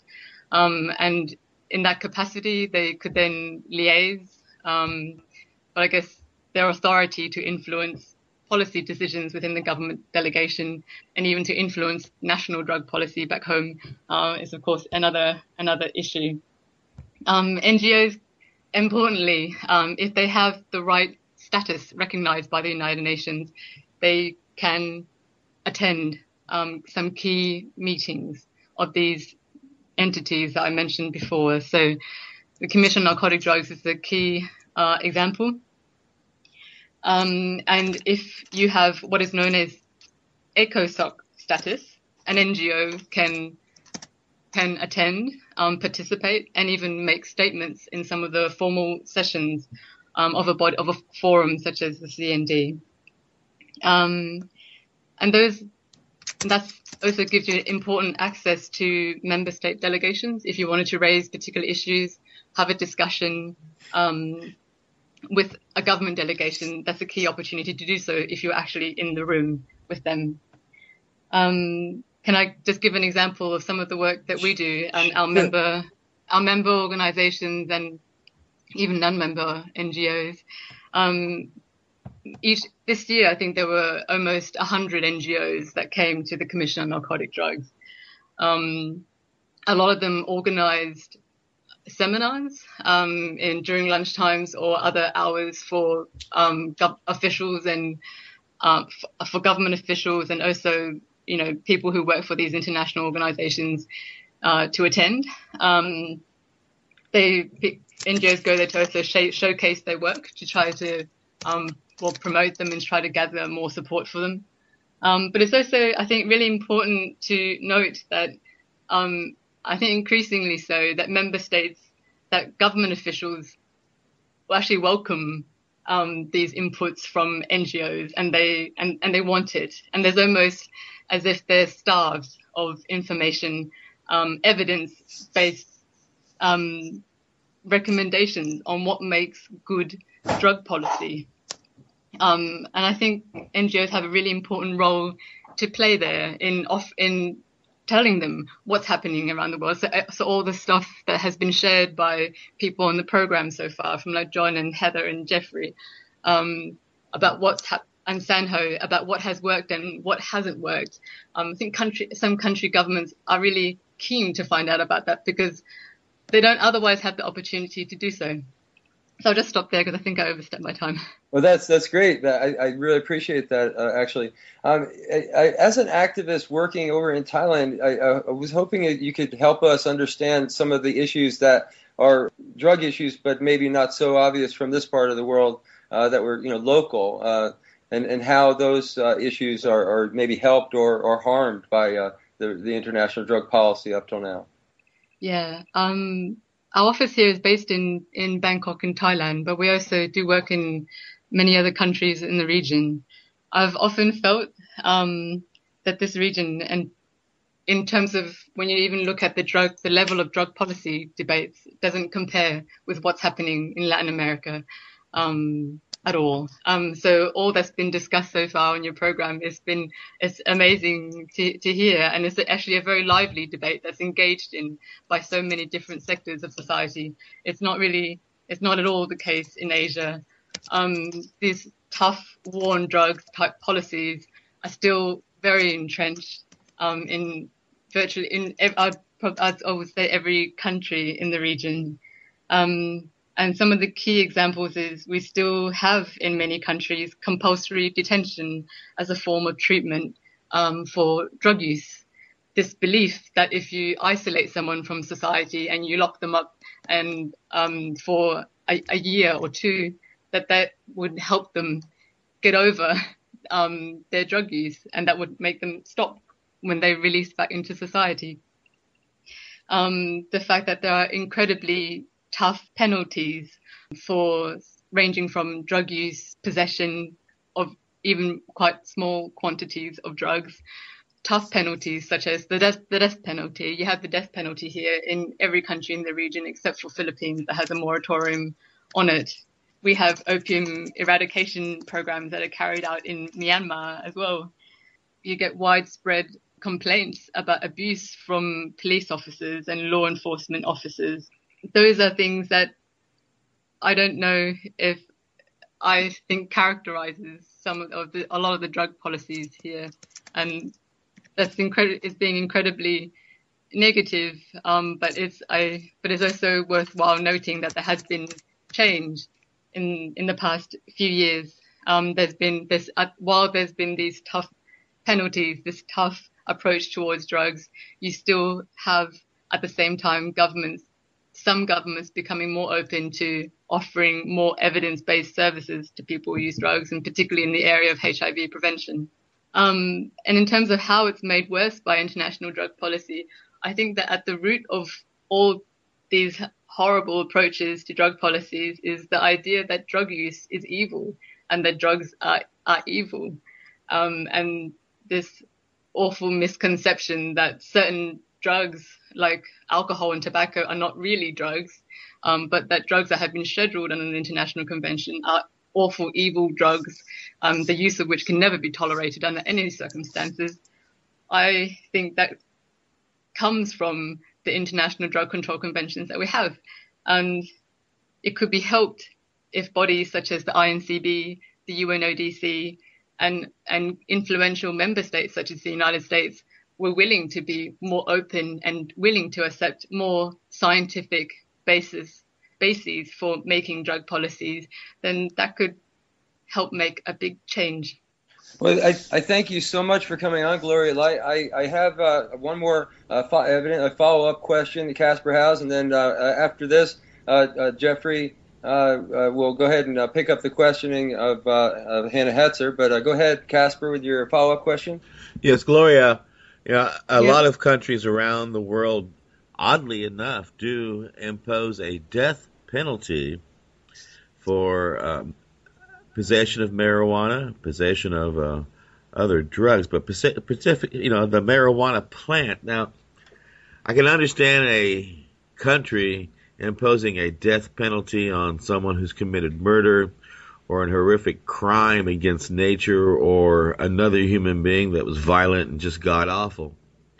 But how can countries justify a policy that puts forward the death penalty if someone is just engaging in activities that are related with a plant? Well, my view is that it does come down to this ideology about drugs that's completely not based on science, and it's been driven right from, as I said before, right from the top on these international drug conventions. And I guess there's an ideology part, and then there's also the political part as well, in that it serves a political benefit for certain actors to say that they're being tough on drugs and to not open debate on whether we should change our approach on certain substances. I think that we are running out of time. There is so much we could say about the topic. It's really totally absurd that we have this penalty for drug use or drug trafficking. Anyway, our next guest here is Anna Hetzer. And Anna Hetzer is a policy manager of the America as a Drug Policy Alliance based in Montevideo, Uruguay. And for those of you who follow the news, you know that big news are coming from Uruguay. So this is going to be very exciting here. Hannah, just to refresh for our readers, there will be in 2016 a special drug policy summit at the UN at the request of Mexico, Colombia, Guatemala, Costa Rica, Honduras, and Belize, and with the support of a lot of other Latin American countries. So there is some big debate coming up in 2016. So, Anna, you are a highly qualified staff person working for Drug Policy Alliance in Latin America. You have had a first-hand experience with drug policy reform that are happening in Uruguay and elsewhere in Latin America. And that seems to be part of the conversation at the international level that will happen in New York, at the United Nations in 2016. Please give us an insight about the various reforms that are underfoot and what they might mean to an international audience in 2016. Please also review for us the recently completed successful action of Bolivia with respect to coca and what that outcome may mean to this upcoming discussion. You might want to brush on Uruguay as well. All right. Well, thank you very much for having me on the show. And I just want to say, so what we've seen in the past few years is a growing momentum towards acknowledging the failures of the war on drugs and calling for alternatives to the current approach, which has held extremely high costs in human lives, public health, and public safety, which you touched on, Jeffrey. And these calls for a shift away from prohibitionist policies began tentatively at first and are now growing bolder and bolder. So in 2011, we saw the creation of the Global Commission on Drug Policy, where prominent figures such as Kofi Annan, Paul Volcker, and Richard Branson joined former presidents Fernando Henrique Cardoso of Brazil, Cesar Gaviria of Colombia, and Zedillo of Mexico in saying that the time had come to break the taboo on exploring alternatives to the failed war on drugs and to encourage experimentation by governments with models of legal regulation of drugs, especially marijuana. And since early 2012, the debate has shifted from former presidents to sitting heads of states, where we're seeing Presidents Otto Pérez Molina of Guatemala, Juan Manuel Santos of Colombia, and José Mujica of Uruguay, all vocally criticizing the U.S.-led war on drugs. And in May this year, the Organization of American States produced a report which was commissioned by heads of state of the hemisphere that predicted a likely hemispheric move towards marijuana legalization in the coming years. And now Uruguay will take this broad regional discussion on alternatives to drug prohibition one step further with its marijuana regulation bill that was approved just 2 weeks ago in the House of Representatives, the Uruguayan initiative represents a concrete advance, which is in line with this growing global anti-drug war rhetoric. And so since that's been passed, also we're seeing increasing movement in Mexico and in Ecuador towards the idea of marijuana regulation. So all of this is to say that the genie has really been let out of the bottle, and I think that this will have significant impacts for the UN debate in 2016. The UN drug control treaties are increasingly losing support and their ability to deter reform. I mean, as Heather mentioned, in January 2012, Bolivia withdrew from the UN Single Convention on Narcotic Drugs in disagreement with the prohibition of the chewing of coca leaf, which is an ancestral tradition in Bolivia, among Bolivia's indigenous peoples, and it was readmitted to the UN's Anti-Narcotic Convention with its recognition of the right after an unsuccessful attempt to block it by the US and only 14 other countries. So this was a huge victory against the UN's often senseless drug policies, and demonstrates that there's a will and a capacity to reform the drug control treaties, which were created decades ago and are outdated. So the Bolivia coca leaf precedent, along with the growing calls for a shift away from prohibitionist policies in the region, and now Uruguay's marijuana regulation bill, will likely set the UN General Assembly special session on drugs in 2016 as another stage where reform is extensively discussed. And Uruguay has actually already received a letter from the International Narcotics Control Board condemning the approval of its marijuana bill. But it's unlikely that Uruguay will face sanctions from the UN, because for it to do so, it requires the will of other countries to place sanctions on Uruguay. But because the political climate is such that few countries in this region maintain a belief in current approaches, this is unlikely.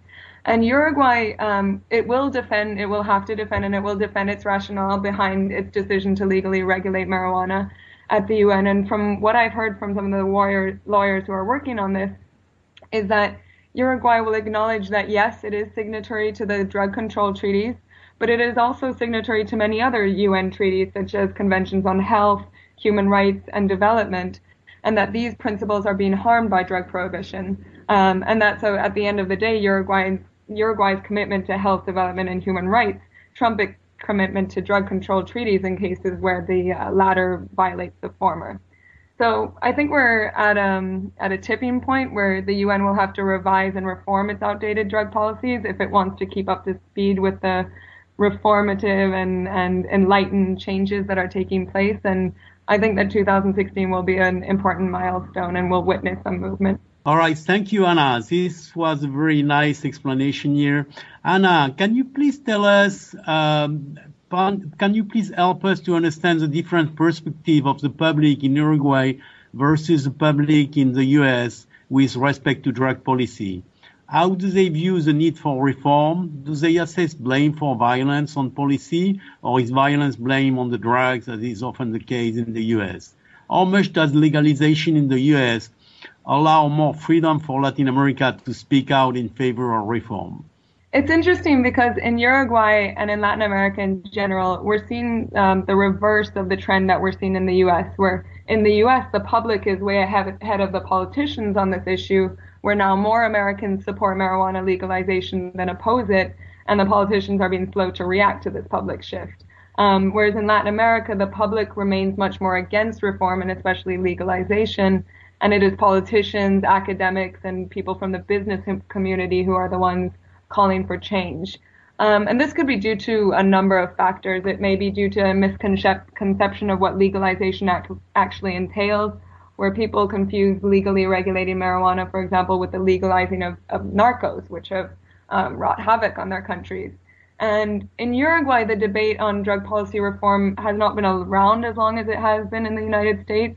There's also a clear generational divide in Uruguay, where young people are more open to reform and older generations are adamantly against it. And this may be related to lack of knowledge and contact with marijuana. I mean, in the U.S., there was a whole sort of flower power movement where many people either used or knew of people who used marijuana. And when you know someone who has used marijuana personally, it often becomes more difficult to vilify the drug or the user. And many of the older generations in Uruguay, and I'm talking post 40 or 50, which make up a significant part of the Uruguayan population as it's an aging country, are so removed from marijuana that the stereotypes and fear tactics are more easily adopted. However, among by the way, Anna, can I just interject here? Could it be also that drug possession is legal in most of Latin America? Yeah, that's actually what I was just going to get to. Okay. So among younger Uruguayans, marijuana use is fairly widespread because in Uruguay, the personal consumption of all drugs is legal, but all forms of access to it are penalized. So many see, this marijuana regulation proposal as an adjustment to fix a contradiction in Uruguayan law where use is legal but access is illegal. So in some of the other Latin American countries where it hasn't been, I mean, there are quite a few where it's at least certain decriminalization proposals have been accepted or put forward. But Uruguay is one of the most far-reaching of the Latin American countries in progressive measures with drug policy. And so many sort of see this marijuana regulation proposal as an adjustment to fix a contradiction in Uruguayan law where use is legal but access is illegal, which does nothing but feed a growing black market and put money into the pockets of organized crime. So Uruguay actually doesn't face many of the problems associated with marijuana and other drugs. It doesn't have a mass incarceration problem like we do in the U.S. It doesn't have major substance abuse problems, and drug trafficking hasn't had the violent effects it has had on other Latin American countries. But an interesting point is that though Uruguay is one of the safest countries in Latin America, it also has one of the highest rates of perception of risk among its population. So in other words, many Uruguayans perceive their country to be much more dangerous than it actually is. And a study came out showing that Uruguayans believe Montevideo, the capital, to be more dangerous than Colombians living in Medellin believe their city to be. So this perception about rising insecurity related to drug trafficking is why the Uruguayan government has proposed legally regulating marijuana to bring a market that already exists but is currently in the hands of organized crime under government regulation and control, and to separate the marijuana market from that of other more dangerous drugs. So to answer your question about whether legalization in the U.S. allows more freedom for Latin America to speak out in favor of reform, I would say absolutely and substantially. The debate and the changes we are seeing taking place wouldn't have been possible 5-10 years ago. And the Obama administration has shown more openness to regional debate on alternatives than other previous U.S. administrations. So at the Summit of the Americas in Cartagena in April 2012, where the presidents of the hemisphere gathered, Obama said, though I don't agree with legalization, I think it's a legitimate subject to debate, and it's time to see whether the policies we have in place are doing more harm than good. And this is a major shift in rhetoric, and I think helps allow the debate to flourish. And many Latin American countries no longer feel as much under the U.S.'s thumb on this issue, particularly because the problems have become so aggravated, and partially because of the U.S.'s new openness. But so really the key factor has been the legalization of recreational marijuana in Washington and Colorado last November, and that put the U.S. in a position where if it tries to respond and to repress international reform, it's just going to be labeled hypocritical. And this is the same with the UN, where the U.S. can't push the UN to enforce its drug control treaties against Uruguay, because then it would have to face sanctions itself for the states within its territory that are possibly breaking with UN conventions. So I think that's been essential for the movement in Latin America. So the fear of U.S. reactions has diminished, as they can now put to the U.S. and say, well, look what's happening at home. You can't fight a war abroad that you're not following domestically. And finally, so this week was a really exciting one in the U.S. where, with Eric Holder's remarks, it looks like changes in the U.S. are coming not just on a state level, but federally too, which I think will also impact Latin America. So to conclude, I think we're on a wave where we're seeing growing support for reform both in Latin America and in the U.S., and I'm excited to see what the coming years have in store for us. Well, thank you so much. This is very informative, and it must be very exciting for you. You are right in the eye of the storm in many ways. Anna, are you familiar with the debate going on now in Argentina and also to a lesser extent in Brazil? And you might want to talk about the debate going on in Colombia and Guatemala. Sure. So the places we're seeing the biggest movement, sort of reform movement in Latin America after Uruguay is, well, now in the past weeks is Mexico City and Mexico, where a congressman, Fernando Belanzauran, introduced a marijuana marijuana regulation bill, which was largely modeled after the Colorado bill. And though it's unlikely to pass, there might be some possibility of Mexico City passing a bill. I mean, Mexico City has always been at the forefront of more progressive policies. They have abortion and marriage equality, whereas the rest of the country doesn't. So they might be able to move forward with that. And it's really kicked up a debate in Mexico because they are facing some of the worst effects of drug prohibition. Ecuador is also reviewing, sort of silently reviewing a marijuana legalization and regulation proposal. And, you know, President Correa of Ecuador he's come out in sort of supporting Perez Molina when he came out in support of changing policies, but he also plays, he has a sort of a difficult role where he finds it difficult on the home front to speak about drug policy reform because his father was imprisoned for low-level drug trafficking. But we might see something out of Ecuador. Brazil actually has taken a step back. You know, it was in last decade, it was going towards a more reform centered policy, and really now with some of the pacification and other policies aimed at quote unquote sort of in parentheses cleaning up the city, we've really seen a crackdown and stigmatization of drug use and users. And you know, last 2 weeks ago when the Pope made his comments in Brazil, they really had a lot of residents there, and it's a religious country, so I think Brazil will take a little bit more time to reach some level of reform. Dilma hasn't shown any knack for that. Actually, in Colombia, Bogota is doing something very interesting where the mayor has proposed, sort of where the national government is right wing, but the Bogota mayor's office is left wing. He actually is proposing things like controlled consumption rooms and needle exchange, so a lot of more harm reduction principles, which would be exciting if they passed. So basically, we're seeing this shift in Latin America. We're also in Argentina and Chile. There are bills to legalize or decriminalize marijuana, and we'll just have to see in the coming months or years if what Uruguay has just done will pick up traction, will make other countries pick up some traction on this issue. But I think there's really, in most countries in Latin America, there's some sort of initiative coming from some political sector to do some kind of reform. Okay, thanks a lot, Anna. This is fascinating. I think we are living very interesting time here in drug policy. Dreams, people that have dreamt for quite a long time, and this is happening now.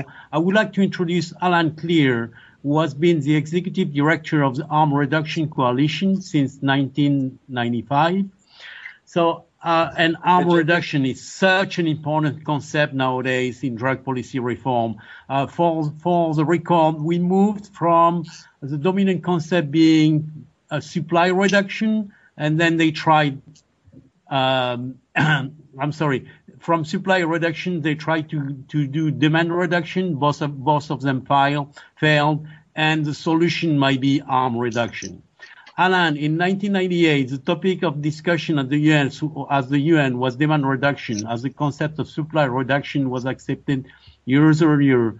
However, in 2008, the topic of discussion was harm reduction. Please describe that discussion and since 2008, and which nation have been in the coalition to add the concept of harm reduction into treaty enforcement? Yeah, it was back in 2008. It was 10 years after the 1998. Is that right? Drugs on gas, and that was the UNGAS where they were going to make sure we had no drugs or drug problems within 10 years. It was they were going to eradicate drug use, and of course it didn't happen. And back in 2008, they developed a political declaration, which was a declaration that the UN was going to sign on to, which was the strategy for addressing drug use. And countries began to say, well, we need to add harm reduction into this political declaration, and add it as a concept. And as you mentioned at the beginning, that demand reduction was the battle before that. We had supply reduction, then we had demand reduction, and now we were trying to add harm reduction. And as someone who's worked in harm reduction since the early 90s, it was an extraordinary battle, extraordinary thing to witness nations actually going to bat for the term harm reduction. And at that point, it was mostly Europeans that led the charge. I think we probably had it mentioned maybe earlier today that, the Commission on Narcotic Drugs meetings, the direction of drug policy is really shaped by the US and Russia, maybe a little bit by Japan. But one of the blocks in there is the European Union.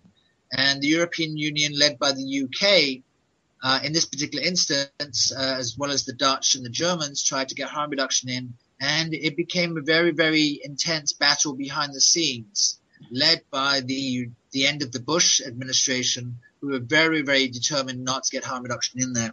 And that's what happened in the end. It was the political declaration appeared 5 years ago without the words harm reduction in it. However, this is a process that is a consensus-based process. And if you look at that political declaration, 26 countries made a statement saying that they, as far as they are concerned, that the words and other related services in the political declaration, they understand as harm reduction. So it really was a broken consensus, really, a fractured consensus. And since then, we haven't had the opportunity to reintroduce the debate. And I'm not sure there's much stomach for the debate right now. But within the process of putting together resolutions, non-binding resolutions from the UN, different aspects of harm reduction have begun to appear. So resolutions that deal with HIV and resolutions that deal with drug overdose have been introduced. And they are essentially, it's another way of introducing harm reduction strategies into the UN vocabulary. Thank you, Alan. That was very informative. So your harm reduction work has contributed to resolution being successfully adopted by the Commission on Narcotic Drugs. Please take us through the experience and tell us what it means, both as an example of great activism, but in terms of harm reduction's acceptance as a doctrine. Yeah, this is what we're talking about here was the passage of the overdose resolution last year, because as the United States actually leads the world in terms of developing interventions that address opioid overdose. So we as activists and grassroots activists began to put tools into the hands of drug users and education into the hands of drug users to combat drug overdose. We mostly did this through syringe exchange programs. So what we were mostly talking about was heroin overdose, because you hear a lot of discussion now about how prescription drug overdose is skyrocketing in this country. But if you compared that to those areas of the country where we've been doing overdose prevention amongst heroin users, you see the heroin overdose go down, which is an interesting way of looking at it, and that we've actually been effective. And the rest of the world has begun to follow our example of providing naloxone, which is a heroin antidote or an opioid antidote to drug users, through grassroots action, through programs, through education. We prescribe naloxone to drug users. And so we thought this would be a great thing for the UN to look at. So we started networking. We talked to different diplomats who are involved with the Commission on Narcotic Drugs. We actually had some conversations with the U.S. delegation, the work CND. We certainly helped with the language, develop the language of the resolution. But one of the big things we did was, our champions for this, who ended up being the Czech Republic, really. It was actually sponsored by, it was the first time that Israel would ever introduce a resolution, which is this one. And I think it was it was the European Union, but Denmark for some reason introduced it. But it was the Czech Republic that did all the behind the scenes work, and we were there to answer all of the questions. Alan, I think this is fascinating, but it looks like we are running out of time. I would have a quick question about what is happening in 2016 at the United Nations, and how does marijuana legalization affect your work on harm reduction? Does it make it easier or harder? All right. The important piece of that is the 2016 drugs UNGAS. The UN discussion on drugs is going to come to New York in 2016, and we need to mobilize around that and organize around that so we're prepared, and that's what we're beginning to work on here. Many of the diplomats who work on this issue are in Vienna, so we're working to educate the diplomats here. In terms of the marijuana and harm reduction, the populations we generally work with, it would help in terms, everyone smokes weed, so that would be something that's off the table. But overall, I don't know that the legalization of marijuana actually impacts our work in general. Our work as people working harm reduction continues whether drugs are legal or legal, but we would love to see drug policy change so that the damage done by drug laws is completely eliminated and minimized. All right. Thank you so much, Alan. You're welcome. Hello. Yeah, this is really quite exciting, and you are totally right. We need to mobilize in massively for 2016. We have another 3 years, and we need to be ready. And I want to thank everybody here for being part of this effort here. This is what we need. And again, thanks a lot, Casper. It has been quite an honor to be on this program today with such an illustrious group of people. I want to thank Michael Krawitz for the amazing job of organizing this particular conference. I feel that we have done our job here on Time for Hemp and putting together this material. You, as a member of our audience, now need to pick up the ball and carry it forward and take it out into the world and let everybody know how important it really is to take Time for Hemp. Look at all that money, the money that they spend. Take another look and spend some time for him. Don't cut trees for paper, cause it hurts the environment. Stop deforestation, yes, it's time for him. Whoa, an acre of hemp makes 20 bales of oil. No need for pesticides to poison all our soil. People got no food, they got no clothes, they got no rent. Well, time for hemp!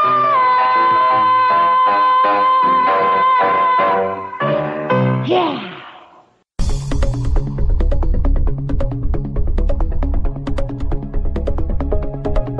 The global war on drugs has failed. That's according to a commission that includes former UN Secretary General Kofi Annan and former U.S. Secretary of State George Shultz. A report released by the Global Commission on Drug Policy on Thursday calls for the legalization of marijuana and other controlled substances. Our principles and recommendations can be summarized as follows.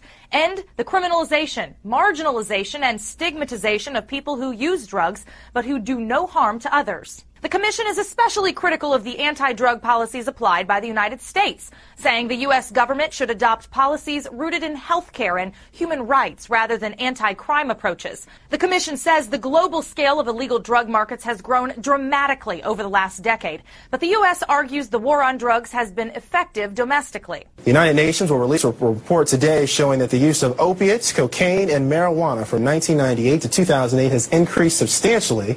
The panel recommends making drugs legal and offer treatment services for users. The White House says drug use in the U.S. is down, with cocaine use declining almost 50% in the past 5 years. The United States government has rejected the findings as misguided. The U.S. has taken a really hard line when it comes to drugs, and essentially their argument is it would be a huge mistake to legalize drugs because in the end more people would use it, the argument goes, and it would actually create a much more harmful situation. They say too that the focus really needs to be on reducing demand. There are numbers out there to prove that when it's done effectively, they can do it properly and successfully, but legalizing drugs for now for the U.S., no way, Jose. Bruce Bagley, expert on drug trafficking in Latin America at the University of Miami, compared U.S. efforts to a massive game of whack-a-mole in which drug supplies, drug violence, and crime are shuffled from one country to the other. In the U.S., there is little or nothing to show for it except for the warehousing of some 600,000 people a year on drug-related offenses in prison at huge costs. The Commission's recommendations were a good start, but unlikely to be implemented given political and public resistance to such ideas in the U.S. A blogger for The Telegraph said, according to the evidence presented in the report, regulation of drugs is better than prohibition. Generally, in a liberal democracy, you need a reason to make things illegal, not a reason to legalize them. There is, it seems, no good reason not to take a long, hard look at our drug policy, at what really works, not what is merely politically expedient. The 19-member commission also included former U.S. Federal Reserve Chairman Paul Volcker, the former presidents of Mexico, Brazil, and Colombia, writers Carlos Fuentes and Maria Vargas Llosa, and British business mogul Richard Branson. Time for Hemp is an educational tool that can be found in iTunes, on Spreaker, and of course at timeforhemp.com.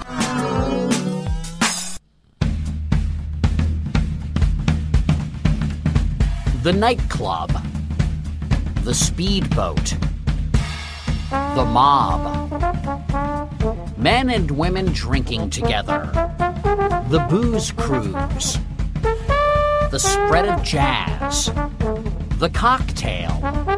What do they all have in common? They're the results, direct and indirect, of Prohibition, the nearly 14-year period from 1920 to 1933 when the manufacture, sale, or transportation of intoxicating liquor was illegal in this country. Why do you love the story so much? It's the answer to that question. How the hell did that happen? Daniel Okrent is author of Last Call, The Rise and Fall of Prohibition. I mean, it's just so improbable. How did this freedom-loving country put into the organic law, into the Constitution, this unbelievable stricture that said that you can't have a glass of beer? It's really hard to believe. Part of the reason was simply that Americans like to drink a lot.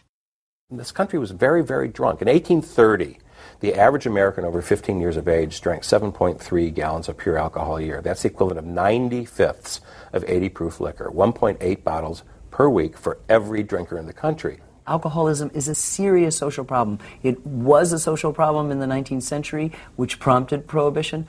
It is today. Producers Ken Burns and Lynn Novick collaborated on documentaries about jazz and baseball.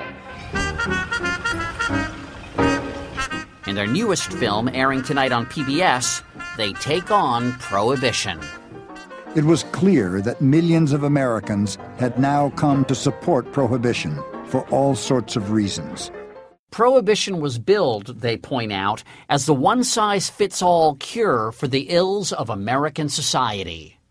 Prohibition was really sold as not just that it would solve the problem of alcoholism, it would solve poverty, it would solve child labor, it would solve prostitution, it would solve crime, it would get rid of slums.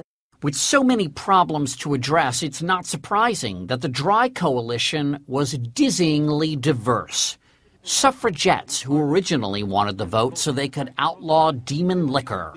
Small-town Protestants threatened by the wave of Catholic immigrants and their city saloons. The Ku Klux Klan who exploited the pernicious stereotype of the dangerous black man with a bottle. Even Broadway producers who wanted patrons out of bars and in their theaters. This is sort of the epitome of strange bedfellows. Yeah, if you can imagine a very large bed that accommodates, some guy wearing a KKK uniform, somebody from the Industrial Workers of the World, Jane Addams and J.J. Schubert of the theater chain, that's a very strange set of bedfellows. And is it true that the KKK supported women's suffrage? KKK supported women's suffrage, and the KKK supported it because they knew that women would support prohibition. Jeez, that's the story of prohibition. It's all G's, who knew? Yeah. But who could possibly wrangle this crazy quilt coalition? I think it's clear that the ASL was the most powerful lobbying group. They actually made a constitutional amendment happen. The ASL, or Anti-Saloon League. What made them so effective? Look, they said to you, I don't care what you think about whether babies ought to be slaughtered or whether we should start wars. We don't care about any of those things at all. You're with us on our one issue. It's one issue. So they weren't party affiliated? They were not party affiliated, and they, in fact, had very strong influence in both parties by design. The organization that's most like them today is the NRA. One issue. That's all we care about. And the League's seat of power? Not New York, not Washington, but Westerville, Ohio. So in here was the headquarters of the Anti-Saloon League. Nina Thomas is an archivist at the town's Anti-Saloon League Museum. As you see right here, there's a poster that says the saloon or the boys and the girls. Just that emotion of, would you rather have a saloon or would you rather have your children? The League employed 200 people in a state-of-the-art printing operation that generated 40 tons of propaganda a month. The message was clear. Shall the mothers and children be sacrificed to the financial greed of the liquor trade? It's up to you to decide. Even if the facts sometimes weren't. Do you know one insane person in every 4 owes his insanity to drink?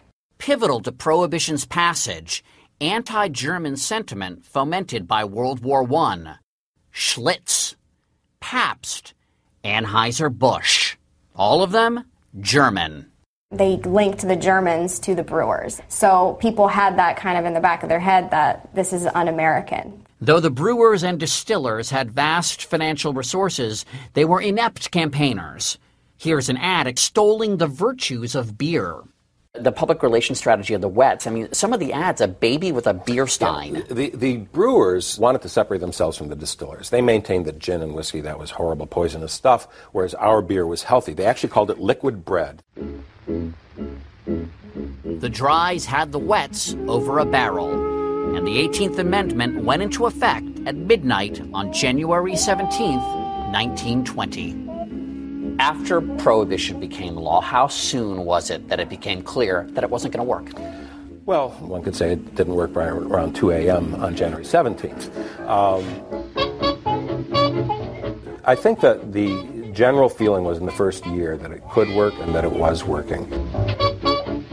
But as people found ways to exploit loopholes, as criminality expanded, as the saloons were able to turn themselves into speakeasies and all you need to do was bribe a local cop or judge, these things began to snowball as early as 1921, 1922. Legitimate enterprises were corrupted and respect for the law corroded. Drugstores allowed to dispense medicinal alcohol became virtual liquor stores. The Walgreens chain went from 20 stores to 525. But the ultimate buzzkill for Prohibition? Really is the Depression, this incredible crisis that I think, made America kind of take another look and say, wait, what are our priorities? Is this really that important? We're spending all this money to enforce a law that nobody wants? In the first few years, drinking did decline 70% from pre-Prohibition levels. But the Dries were up against something even more powerful than money. What you can't successfully legislate against is human appetite. And if people want something, they're going to find a way to get it. On December 5th, 1933, the 21st Amendment passed, ending Prohibition. And Prohibition is repealed. The only time in history an amendment has been repealed. The noble experiment was over. It was a failure by any measurement, but positive in its failure. We learned from our failures. We learned, let's not try this again.